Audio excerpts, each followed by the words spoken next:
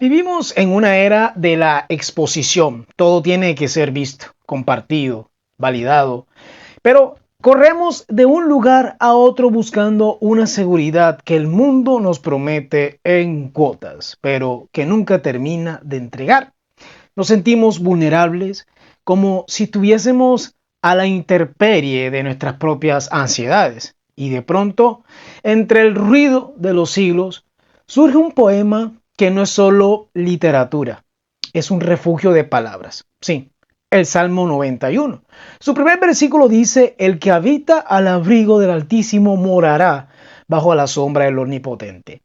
Parece una frase sencilla, pero si la deshebramos, si la desglosamos, si la diseccionamos con el bisturí de la reflexión, encontramos un mapa para el alma perdida. Así que hoy quiero que analicemos qué significa realmente pasar de la supervivencia al habitar. Así que la primera palabra es la clave de todo.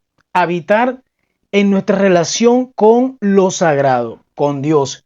Solemos ser turistas, visitamos la fe cuando el diagnóstico del médico nos asusta, cuando la cuenta bancaria está en rojo o cuando el corazón se nos rompe. Somos visitantes de ocasiones. Vamos, pedimos, recibimos o no y nos retiramos a nuestra vida real.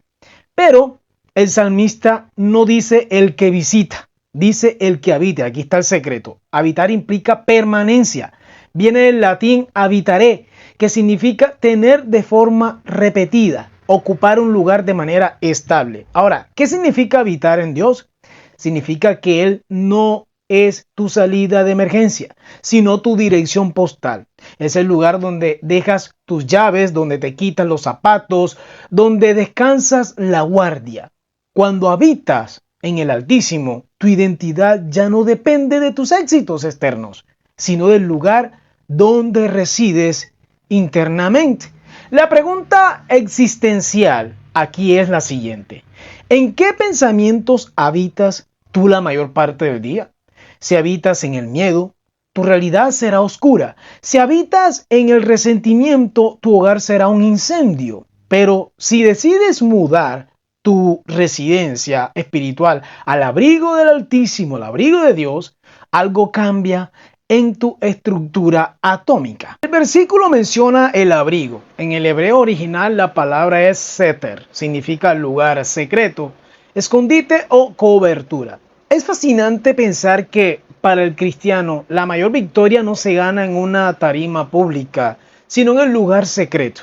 El abrigo es ese espacio de tu mente y de tu espíritu donde nadie más tiene acceso. Ni tus seguidores en redes sociales, ni tus críticos, ni siquiera tu familia. Es el jardín privado entre tú y el Creador.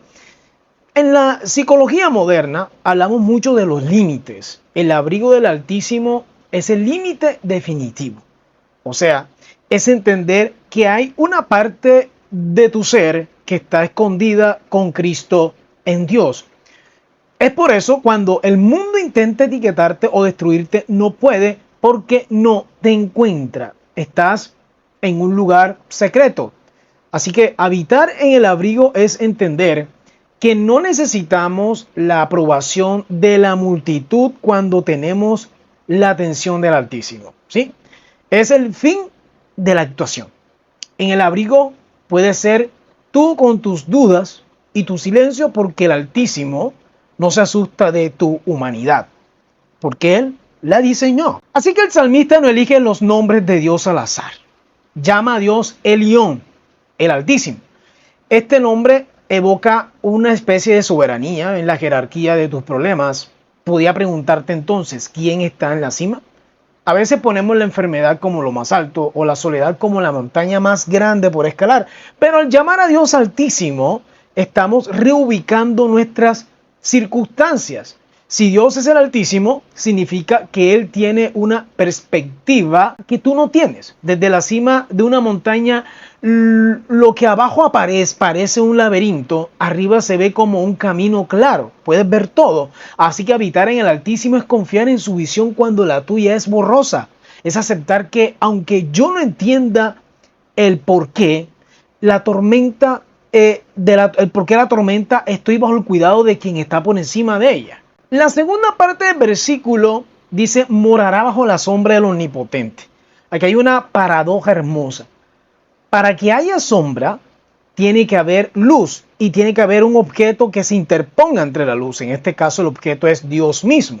En el contexto del Oriente Medio, donde se escribió este salmo, la sombra no era un detalle estético, era una cuestión de supervivencia. El sol del desierto mata. La sombra es la diferencia entre la vida y la muerte. Cuando el Salmo dice que morará bajo la sombra, nos está diciendo que Dios se interpone entre nosotros y el impacto directo de las pruebas, ¿sí? No dice que el sol dejará de brillar o que el calor desaparecerá, no. Dice que tú no recibirás el golpe directo. Y usa otro nombre, Shaddai, que significa el omnipotente.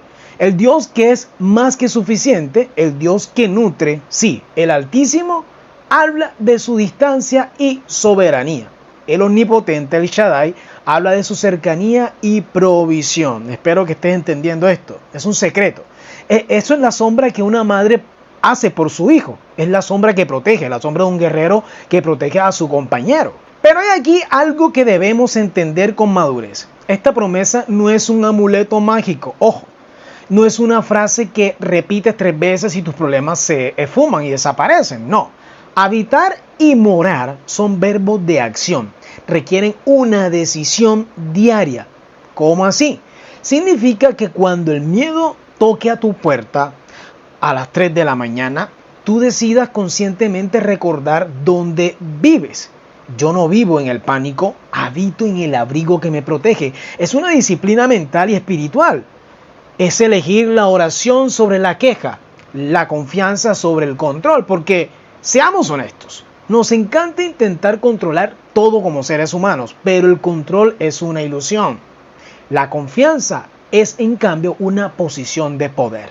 Confiar en la sombra del Omnipotente es soltar las riendas de lo que nunca pudiste, manejar de todos modos. Y termino con esto. El Salmo 91, versículo 1 es una invitación a descansar.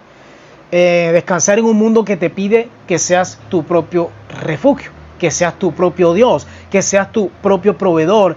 Así que este versículo te da permiso de ser solo una criatura bajo el cuidado de su creador. No tienes que construir tus propias paredes, no tienes que fabricar tu propia sombra. El abrigo ya está construido, la sombra ya está proyectada, solo tienes que entrar y confiar. Así que si te sientes agotado de pelear batallas que no te corresponden, si sientes que el sol de la vida te está quemando las esperanzas, recuerda que hay una dirección disponible para ti, no como visitante. Bendiciones.